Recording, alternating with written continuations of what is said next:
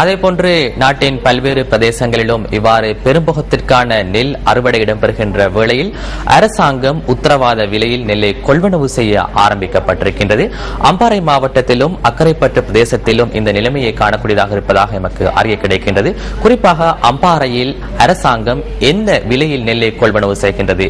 இதுகுறித்த தகவலை வழங்குவதற்காக எமது அம்பாறை மாவட்டத்தின் பிராந்திய செய்தியாளர் யுஎல் மப்ரூக் இணைப்பில் இருக்கின்றார். மப்ரூக், வணக்கம் ரியாஸ். வணக்கம்.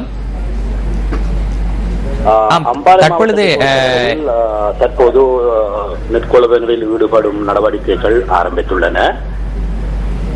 இந்த நிலையில் அம்பாறை மாவட்டத்தில் அரசாங்க நிர்ணய விலையாக சம்பா 1 கிலோ 35 ரூபாவுக்கும் நாடு 1 கிலோ 32 ரூபாவுக்கும் கொள்வனம் செய்யப்படுகிறது. அம்பாறை மாவட்டத்தில் வடக்கு பகுதியில் ஏற்பட்ட அந்த இயற்கை அனர்த்தத்தின் ஊடாக ஏற்பட்ட இழப்பு இங்கு விவசாயத்தில் ஏற்படவில்லை. சாதாரணமான நல்ல விளைச்சல் கிடைத்திருக்கிறது. ஏக்கருக்கு 40 மூடை என்கின்ற அளவில் விளைச்சல் கிடைத்திருப்பதாக விவசாயிகள் உண்மையிலேயே மகிழ்ச்சி தெரிவிக்கின்றார்கள். ஆனாலும் அரசாங்கம் தன்னுடைய நெல் கொள்வனவினை விவசாயிகளிடமிருந்து வரையறுக்கப்பட்ட முறையில் தான் பெற்றுக் கொள்கிறார்கள். ஏக்கர் ஒன்றுக்கு 2500 கிலோகிராம் என்கின்ற வகையில் தான் அந்த நெல்லினை பெற்றுக் கொள்கிறார்கள். ஆனால் தனியார்கள் என்ன செய்கின்றார்கள் என்றால் 66 கிலோகிராம் கொண்ட ஒரு மூடை நெல்லினை 2000 ரூபாவுக்கு அறுவடை ஆரம்பித்த காலத்தில் கொள்வனம் செய்ய ஆரம்பித்தவர்கள் இப்போது 1700 ரூபாவுக்கே கொள்வனம் செய்கின்றார்கள்.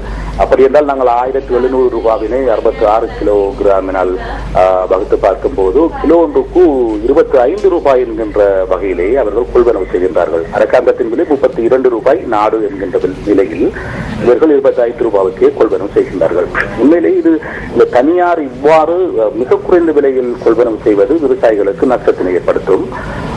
ஆகவே அரசாங்கம் தன்னுடைய அந்த வரையறுக்கப்பட்ட ஒரு விவசாயி 3 ஏக்கர் நிலத்தை கொண்ட வேளாண்மையை கொண்ட ஒரு விவசாயியிடமிருந்து 22,500 கிலோகிராம் என்கின்ற அந்த அளவை சற்று உயர்த்த வேண்டும் என்பது விவசாயிகளின் எதிர்பார்ப்பாக இருக்கிறது. இன்னொரு விடயத்தை இங்கு குறித்து சொல்லலாம் ரியாஸ். கடந்த போகங்களில் பெரும்போகங்களில் அநேகமாக மழை வீழ்ச்சி, அறுவடை காலங்களில் மழை வீழ்ச்சி, அதே போன்று மழை வீழ்ச்சியினால் ஏற்பட்ட பல்வேறு நஷ்டங்கள் விவசாயிகள் சந்தித்து வந்த போதிலும் இந்த முறை அவர்களுக்கு எந்த விதமான அந்த இயற்கை அனர்த்தங்களும் ஏற்படாமல் ஓரளவு சந்தோஷமான அறுவடையும் விளைச்சலும் கிடைத்திருப்பதாக மகிழ்ச்சி தெரிவிக்கின்றார்கள்.